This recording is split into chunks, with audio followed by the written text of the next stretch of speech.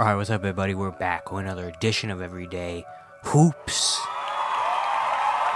Hope you guys are having a good one. Today's video, we're going to be talking about the LA Clippers. They're currently the hottest team in the league right now.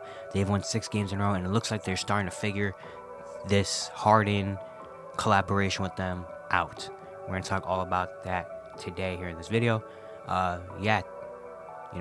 Thank you guys for the views on the videos and the shorts recently. Really appreciate it. We are on the road to 500 subs. We just hit 400 a few days ago. Again, thank you for that. We're on the road to 500 now. So if you do like the content around here, consider subscribing, like, turn notifications, do all stuff like that. I really appreciate it. Really helps out a lot. Links to my Twitter, TikTok, stuff like that in the description down below.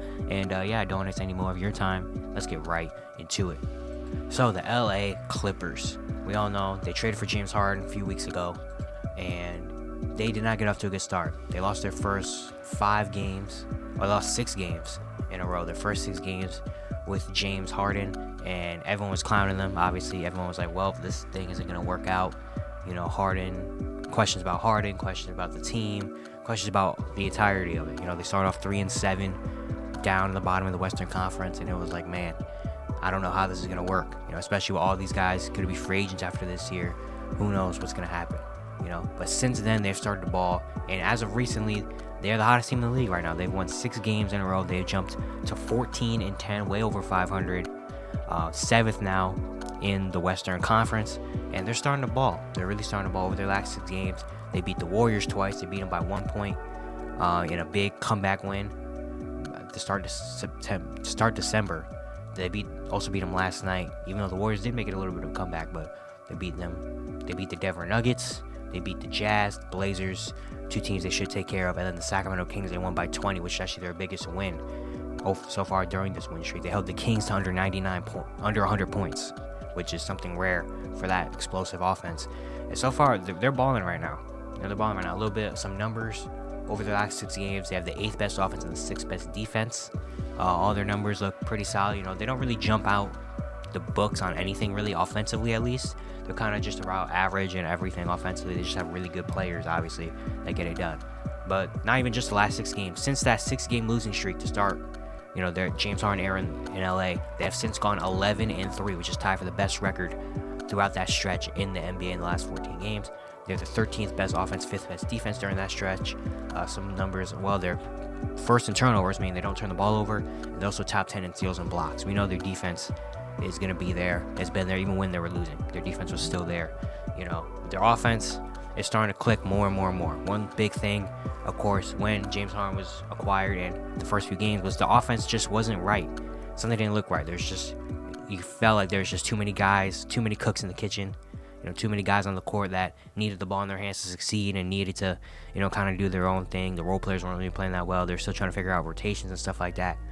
And, one big change, you know, I got to give a lot of credit to Russell Westbrook. You know, Russell Westbrook was the guy that he came out and told Tyronn Lue and everyone, like, hey, you know what, this isn't working. I'm going to do something. I'm going to come off the bench. And I think their first win was when he came off the bench against the Rockets, if I'm not mistaken. I could check right here really quick as I have their schedule pulled up. But yeah, the first game they won was when Russell Westbrook came off the bench, and since then they've gone 11-3.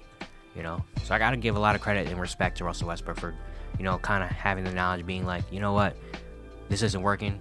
You know, James here, I'm here, Kawhi, Paul George, we all need the ball. I'll sacrifice my minutes, my stats. I'll come off the bench in order to help the team win. And he's kind of been put in a different role now that he's used to being. Like, he doesn't really have the ball in his hands as much as he usually is having. He's more of, you know, kind of playing off the ball a lot more, which is something he hasn't really done in his NBA career yet. And he's doing solid. You know, of course, the numbers don't look anything crazy, especially compared to what Westbrook has done in his career. But Russ is still, you know, a big part of that team. So I got to give a lot of credit and respect to Russell Westbrook. You know, he's one of the more probably like maybe disrespected people, especially when it comes to media and stuff in the NBA. But I mean, well, he has been a big part of this turnaround for the Clippers, and he has given everything to them. You know, so a lot of credit, a lot of respect to Russ. But even besides Russ, you know, the offense just looks like it's picking up. Some of their players look like they're picking up too. Kawhi Leonard, the first month and a half of the year, he did not look like the same Kawhi Leonard. He was playing games. He hasn't missed a game yet this year, which is, you know, credit to him. But he just didn't look the same. he didn't look like the dominant Kawhi Leonard we knew he could be. But now he's starting to turn up. Over this 14-game stretch, he's averaging over 25.5 points, 6 rebounds, 3 assists, and a steal with almost a block, shooting 50, 40, 90 as well. He's really starting to pick it up, especially over the last, over this win streak. In this win streak, he's been dominating. He had a couple 30 pieces, a 40 piece as well. He's starting to pick it up. We know Kawhi is probably the number one on this team, especially when we get to playoff time, we get closer to situations. We all know Kawhi's resume on that. Once it gets to the playoffs, it gets to the late game situations, he's one of the top guys you want on your team. And you want to have the ball in your hands because he can make magic happen. So, yeah, he's starting to pick it up a lot more, which is big. James Harden as well. Of course, when he first came to LA with the Clippers, a lot of just negative stuff surrounding him with how his relationship in Philly ended. Then he comes to the Clippers, and they lost 6 in a row. And it also didn't help that Philly was balling, and Tyrese Maxey looks like a star, and everything was just coming down on James Harden. But he's starting to pick it up more and more. He's got the ball more in his hands now that Russell's off the bench. And he is starting to pick it up. Over this 6-game win streak, he's averaging 19, 5.5 rebounds, 9.5 assists, a steal, and a block per game. Shooting 47% from the field, 43% from 3, 92% from the free throw line. He's had a couple double-digit assist games. He's been facilitating a lot more, playmaking a lot more. Just looks a lot more comfortable out there in LA, kind of starting to find his rhythm as well. We already know where Paul George has been. Paul George has been pretty solid this year. Last night, he missed his first game of the year, which... a lot of respect to him. Kawhi and PG are actually out there playing, so they don't have an excuse of when they're losing, oh, guys, our guys are injured. Nope, they're actually playing. They're actually taking this seriously. But Paul George has been really good this year as well. Shooting the ball efficiently, getting buckets, doing his thing. But another guy that I think has been very kind of pivotal a little bit in turning this Clipper season around a little bit was Norman Powell. Norman Powell, I feel like, didn't really get out to a good start of the season. He was kind of just and even still, if you look at his numbers don't look that good. But over this 6-game win streak, he's averaging 15 points, shooting 50% from the field, 35% from 3.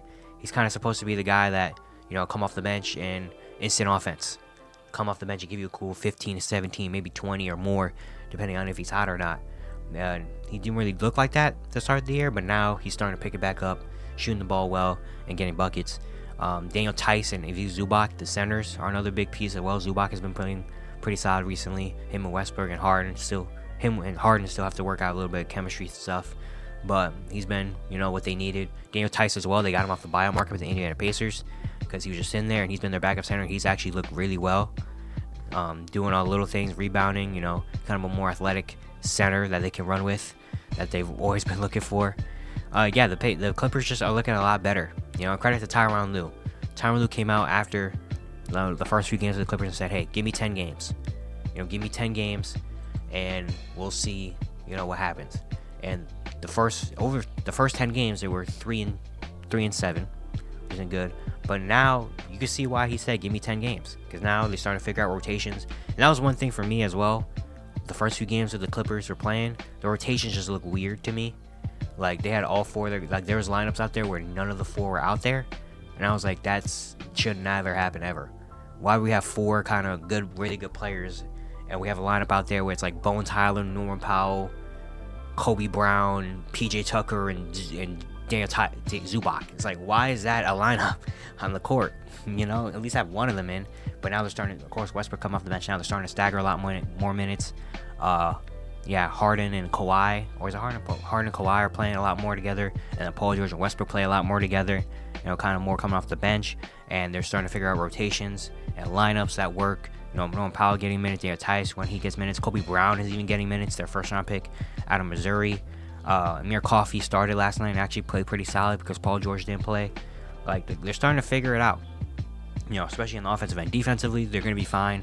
They have Kawhi, Paul George, they have capable defenders, obviously, and they have a good team defense, but really it's their offense and, trying to pick and choose which guys are going off, when to put different guys in, what lineups to do.